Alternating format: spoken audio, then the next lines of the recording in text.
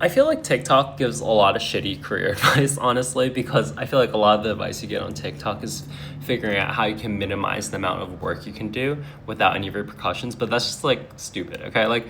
I think what this teaches me is that like people who are incompetent cannot comprehend that like competence exists, you know? And if you like take all this career like advice using this lens and taking this lens to understanding like how the world works, I think it explains a lot. Like competent people want to be around other competent people, right? And I think the elements of competence are very straightforward. It's just like, you know, you got to work hard, you got to be intellectually honest, you got to be accountable, like have high integrity, like all of that thing, right? Like,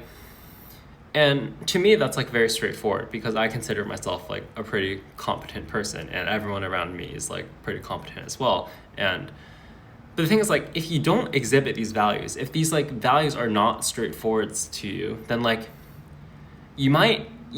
like the idea of someone exhibiting all these values is kind of incomprehensible, which is why you give career advice such as like, you know, like I don't know, like different ways you can just not work, and like it's just like bad advice because it's not advice for competent people, because they can't comprehend that competent people exist in this world,